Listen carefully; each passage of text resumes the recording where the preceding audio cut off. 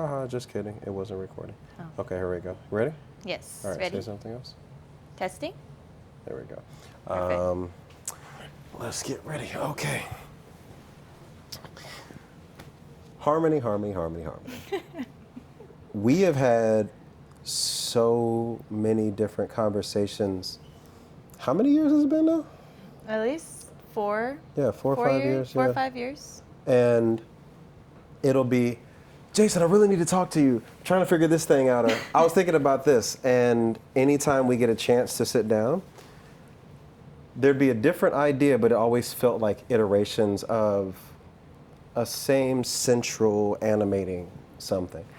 And meeting you through, well, both through Christine and Keeter and also just being around El Cafe a lot, it was very clear that there was an interest in something, but I don't think it really made sense of how important it would be to really sit down and focus on something until coming across you coding your own website, doing it the absolute hardest way possible when it was like, what are we doing? What are we doing? And it wasn't because you couldn't do that, but it didn't feel like that was actually the thing that you were trying to get to. And I think that all of this started with one simple question after all this time, which is, what is the one thing that you've always wanted to do that you've never allowed yourself to think about, to consider, to plan out? And if you registered absolutely today, you can come tomorrow to be a part of this cohort. And then we end up with this. Mm-hmm. I am so excited to walk through this with you and so proud of this. Thank you. I think I want to let you actually read this because the words are really good and you should use your voice. What is harmonia? So harmonia comes from my name in Italian. And so Harmonia is a multidisciplinary design and maker studio rooted in elemental duality. We specialize in handcrafted garments, sculptural adornments, and olfactory objects. We bring this to life through made-to-order clothing, mineral jewelry, as well as botanicals in the form of oils, perfumes, candles, and incense. Our practice interweaves traditional craft using intentional materials, as well as storytelling to support the collections that we do create, as we put a lot of meaning and thought behind those processes. The beautiful thing about this, and everyone in the cohort can agree, is every single time we would get to sharing one of your slides, what was the reaction? It was like, what am I supposed to do with that? Like, this is so good. How do we follow this up? You've always had a very keen eye for presentation, even just in the way you present yourself and the spaces you've shown up in. Wonder if we could talk a little bit about how we got here. Specifically, the experience you had at FITM in that one class where you told me about that. I think that's kind of a good launching point to tie everything else in. But what was that project in that class that made you realize, like, oh, why did I get selected to do this thing? And oh, I actually might be kind of good at it. And then what happened after that that prevented you from revisiting that until now?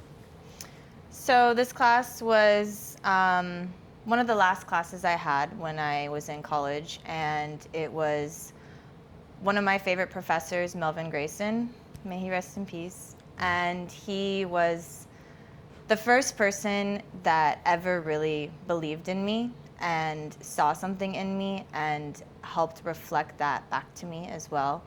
And this class was an election for, the class was structured as we were to create a brand as a class. Each individual would play a role, and everyone was elected for their roles by the students themselves as well as the professor as well. I was elected as the creative director slash merchandiser for the entire brand. And I think it was surprising to me at first, but in the back of my head, I think it also really made sense at the same time. And as the class progressed throughout all of the sessions, it I really was able to show up for each individual person within that brand itself, and I feel like that played more of a part of my role as opposed to actually coming up with the brand ethos and the name and everything else behind it. But it was Right. more about creating this team, this strong team, and all of us working together. And the ideas that everyone brought to the table was such an amazing experience to be able to bond with them in that type of way. And it helped me realize that this kind of came natural to me. It was something that I never really knew from a young age, and it came to me very later on. And so, yeah, it was a nice little surprise. And then after that, it was not that you buried it, but it was like you would do things that would be adjacent to it or put you in the same sphere. But was there like a doubt? Was it like a imposter syndrome thing, or was it just I didn't have a clear focus or reason? Like, what was it that prevented you from saying, you know, I think I want to do my own thing versus, nope, I'm going to go just work for everybody else and then say, Yeah. I don't really know what I'm doing when this was running in the background the whole time? Like, what did that feel like over the past few years? So I think it all really started when I was a kid, and I've always had so many interests in many different things. And as a kid, I played so many different types of sports, and my parents were able to let me flow through that at that time. And that curiosity just really fled throughout my college years. And there were so many things that I wanted to experience. And also my major itself was a very bird's eye view of the industry. So yeah. I was able to touch on very little things, but I didn't exactly know what it was that I wanted to do. And there was also some doubt, like, of could I even do this if I wanted to do it as well? Yeah. Because there was so many little touch points. It wasn't like a clear, like, this is what I'm focusing on. It was more of a broad thing that kind of came all together at the end. And working with such amazing designers and such amazing companies really instilled this inspiration and helped me see like what true craftsmanship is like. And so now I understand that what it takes to do that. Yeah. And now I'm doing it. There we go. Well, there's something to be said definitely about your references also. Shout out to this picture right here. We'll come back to that. The things that you reference, the spaces, the aesthetics, the starkness of things, right? It's always been really fantastic, especially when it's presented. The way you use space, the way you look at this kind of like black, white, and gray, which again, it's not like something that no one else has done before, but there's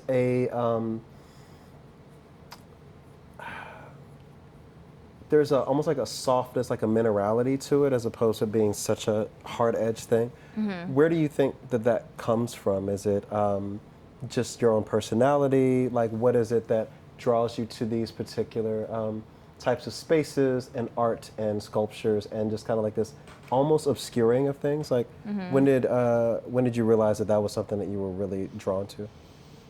I think a lot of it was rooted in the area that I grew up in. Growing up in the Pacific Northwest, it has a generally eerie vibe to it, yeah. As far as the weather goes. So that's always been something as a reference point for me. But also, like, I just really love this sense of duality. And when it comes to light versus shadow, when it comes to like a soft texture versus a rough texture, when it even comes to different types of moods, the yin and the yang, it's always something that I've really felt drawn to, like kind of this intersection of both things and how you need both of the balances to be able to coexist within each other. And I've always just been really rooted in the earth and how that is our medicine in so many different types of ways. And so I feel very strongly on that being such a big part of my practice, because whether it comes to food or actually using minerals from the earth to create something, there's an energy behind it. Yeah. and there's a healing structure. And so that's definitely rooted in here. And then as far as like the design goes, like it really kind of found me, honestly. I think it was a very long journey to be able to be like, this is exactly the design that I feel like I align with, but it's nice to have an arrival at that point. Yeah. And also, if I can reference one of the photos here, the photo with the... This one? Yeah, that Yep. one. That's a photo I took at Frieze Art Fair a few years back, and the installation is yarn suspended by 2 wood poles to make it straight. And I had posted this on Instagram, and I had titled it "Fluidity Meets Structure," and that became such a deep ethos in my design practice. Like this sense of like a moldable yarn can now be suspended and made into a structure itself, Yeah. even though it's not necessarily supposed to be that way. But yeah, those are types of things that inspire me. And that makes sense that these would be your reference persons, because all of them work in one way or another dealing with that. And not even so much, again, not exploring attention, but exploring like a bothness of Yeah. both sides of that. From Olafur to Brenda to Yoji to Stefano, like there's definitely that shows up in there. But I also love just the idea of exploration, of movement, of spaces, of contemplation, right? Like there's a independence that's not an aloneness, but there is a bit of like kind of a wistfulness, which again, growing up in the Pacific Northwest, like that, we don't realize how much our environments like permeate Yeah. things as much until we really get into it. But what I love is arriving here at the types of things that you want to bring into the world. So break this down a little bit as far as what you want to be introducing through your studio. Yeah, so our first offering will be handcrafted garments. Okay. Everything is structured to be made to order and like a pre-order window, just to focus on that sustainable aspect of it. But really, the garments that really like stem from this place of like metamorphosis in the sense of like transitional layering pieces and wearing things out of context or wearing them completely in context. And a lot of my personal style is to be able to use garments to have a transitional element to it. And I think when it comes to, as far as inspiration for even like other creatives or artists, I love to see the renditions that people put on different types of clothing. Like you would never wear the same thing, I would wear something. And just being able to see this like interactive play with the garment itself. And like, it's an inspiration, and there's so many inspirations by different mediums that inspire my work, like the painting or the art installation I referenced earlier. Right. And I want to be able to instill that also within my garments as well, within the space, just to be able to create more of like a play in it. No, it definitely makes sense. There is a bit of a theatric nature to some of these things, but it is very ethereal, very elemental within that. There's almost like a smoke or fog quality, like it's almost there. Like maybe if you reach out and touch it, it might disappear, which is really fantastic. And it shows up in like just the lightness of a lot of the fabrics that you have here, especially like this idea from a packaging and labeling standpoint. It looks fantastic. We have some contemporaries. We have Dosa, shout out to Christine Kim, Gray Space, and Yes. But I wanted to talk a little bit about this as far as like a kind of a customer journey of like what it would look like for someone to engage with getting a piece. So at the start, we will only be online. So this is the journey of that. But once we have our own studio space and start doing markets, it'll look a little bit different. Okay. So in the beginning, you'll approach our website. There will always be some type of visual short story, short film, just setting the tone. From there, you can access our menu, which will have collections, monologues, short films, playlists, because we also really love to create an environment around music, as well as our olfactory objects as well. Okay. There is a shop section where you can shop the clothing and the jewelry. not the olfactory objects though, because we want those to be experienced in person. That makes sense. As there's like a deep resonance that you feel with them. From there, you can add to cart, complete your purchase, order confirmation. Formalities will be sent, as well as follow-up emails asking about how you resonate with your piece. And then we love to foster this sense of community, so inviting everyone to any gatherings, events, or shows that we may do in the future. But we really want this to be a space that people feel that they can return to, whether it's just for a moment of stillness, inspiration, or like really being able to just come back and just see what just transpires in the air when you're there. Maybe you meet someone else that you would have never met before, but these are the types of environments that we are creating.